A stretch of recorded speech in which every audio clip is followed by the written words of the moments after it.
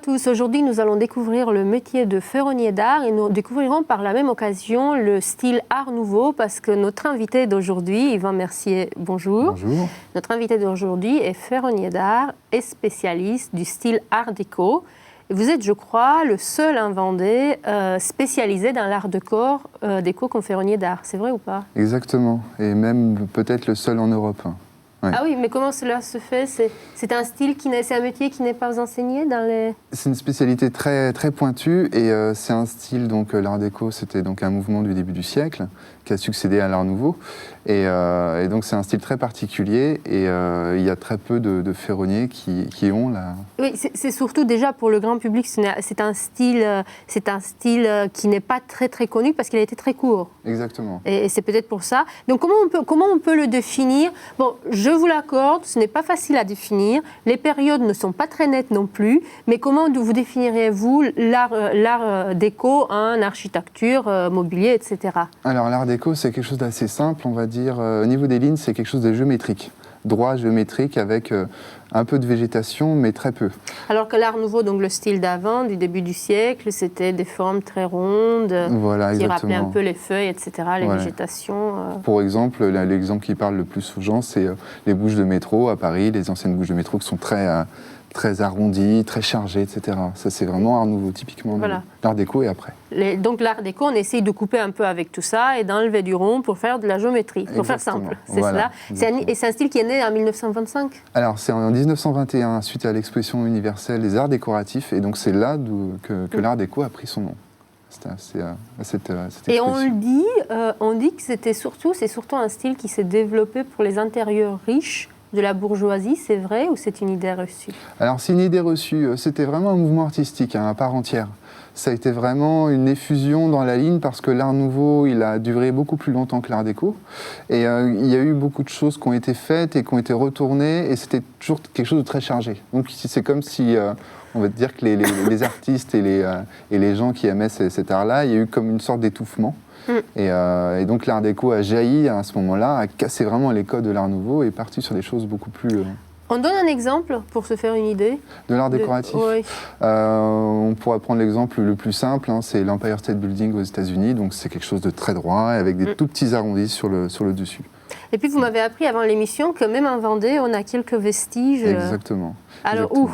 Alors à La Roche-sur-Yon, nous avons la Poste rue Clémenceau, donc une très belle bâtisse art déco. Ensuite... Parce que c'est quoi? C'est la brique aussi sur les bâtiments, c'est ça? C'est la brique avec un peu de ferronnerie? J'essaie d'imaginer la Poste de La Roche-sur-Yon, il va falloir que je revisite la ville. Il y a une énorme marquise sur le devant de l'entrée. D'accord. C'est une très belle maison art déco, typiquement art déco. Alors après, il y a aussi d'autres édifices à La Roche, mais ils ne sont pas aussi typés que Et au Sable d'Olonne aussi. Au Sable d'Olonne, énormément. Beaucoup aussi d'argent. Vous voyez, on y revient parce que ville riche, ville d'armateurs, etc. Oui. Donc, je vais arrêter avec ça. Non, mais donc je pense que même les halles, je pense qu'au Sable d'Olonne, même les halles centrales doivent avoir des éléments. Exactement. On creusera cela. Et vous, pourquoi vous êtes intéressé? On reviendra tout à l'heure sur le concret de votre métier de ferronnier d'art. Vous nous expliquerez comment cela marche et ce que vous faites surtout. Mais comment vous êtes intéressé alors à ce style qui n'est pas très connu, qui n'est pas enseigné en école? Alors, ça a été un coup de foudre. Je suivais un ami qui était brocanteur quand j'avais 15-16 ans. Et un jour, il m'a glissé dans les mains une petite veilleuse, une petite monture en fer forgé. Et il m'a dit que c'était du fer forgé. Et donc moi, tout de suite, dans ma tête, le fer forgé, j'imagine le forgeron, les gros bras, et qui est en train de taper sur l'acier, qui tape. Et là, on voit quelques images, je suis désolée pour vous, mais on tape. Oui, c'est vous qui tapez. Exactement. Mais après, vous voyez, c'est une section très fine. Fin. Voilà. Ouais. Là, c'est de la 4 mm, donc c'est vraiment pas gros. Et donc, ça demande la précision. Il y a la force et la précision. Parce que dans le travail du forgeron, on imagine toujours qu'il faut que de la force. Tout à fait. Tout à fait. Et donc j'étais fasciné par ça parce que je me suis vraiment dit qu'il y avait de la finesse autant que la force était demandée. Enfin, il y avait tout un mélange comme ça. Jamais je me serais dit que le forgeron pouvait faire ça. Mais en fait, ce qui est drôle, c'est que vous faites ce rapprochement bien plus tard. Parce que ce n'est pas la branche vers laquelle vous vous orientez, ce qui est tout à fait normal tout de suite, puisqu'à 15 ans, on fait encore ses études. Vous êtes, je crois, plutôt intéressé pendant vos toutes jeunes années au dessin sur verre, Décorateur sur verre. À la décoration Voilà. sur verre. Et ce n'est qu'après que vous avez basculé vers la ferronnerie d'art. Mais alors, ma question, c'est puisque la ferronnerie d'art, si, mais l'art déco, non, puisque ça ne s'enseigne nulle part, comment vous avez pu apprendre à faire les bons gestes qu'on voit là? Exactement. Alors là, pour l'exemple, c'est une volute, donc c'est relativement simple à faire. Relativement, il faut quand même un coup de main. Mais surtout, en fait, j'ai appris tout seul, autodidacte. Ah bon? Oui. J'ai énormément cherché des livres, comment était fait ceci, enfin, essayer de trouver un savoir. Parce que je dis que ce n'est pas votre première inclinaison, mais vous êtes très vite mis à la ferronnerie d'art, puisque c'est quasiment le début de votre métier. Vous aviez à peine 20 ans, 22 ans, je crois, lorsque vous avez commencé Exactement. vos premiers... Alors après, ce qui est compliqué dans l'art déco, c'est qu'il n'y a pas eu presque de transmission au niveau de la technique. Ce qui fait qu'il y a énormément de décors différents, de techniques différentes qu'il a fallu que moi-même je trouve. Donc il a fallu donner énormément de coups de marteau pour comprendre une volute qui était spécifique, etc. Comment la créer concrètement? Exactement.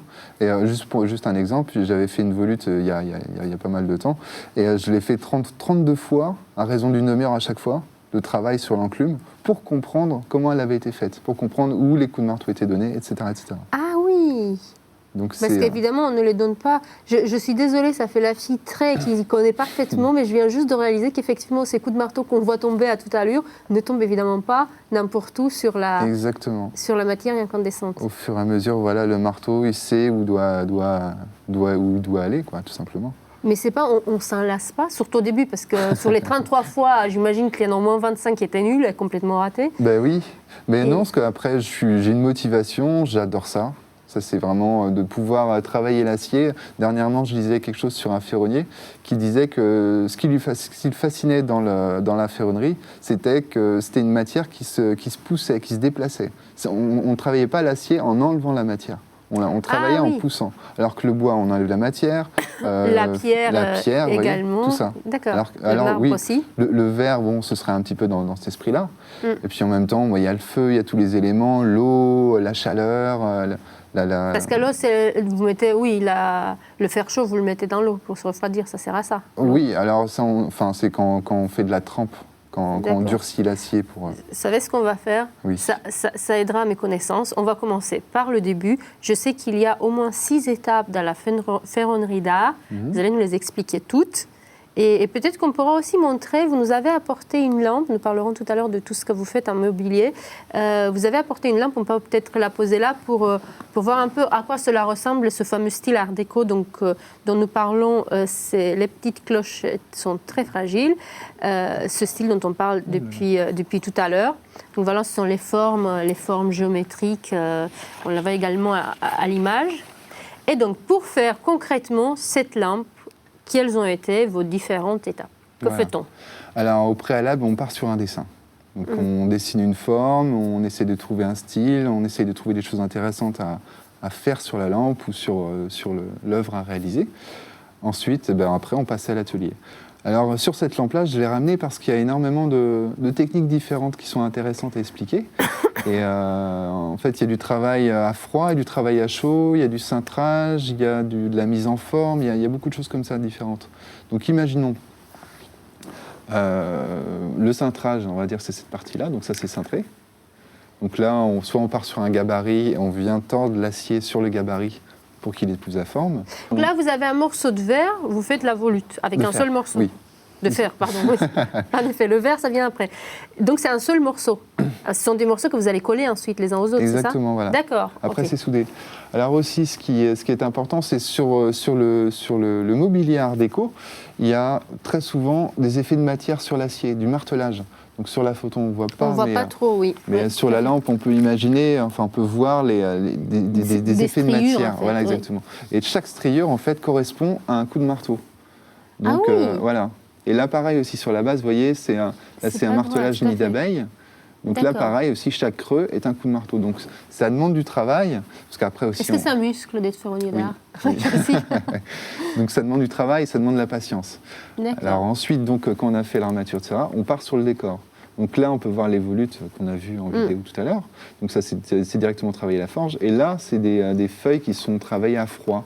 Donc là, c'est la mise en forme avec des cannelures pour donner l'effet en fait, du nervurage, après les arrondis, etc.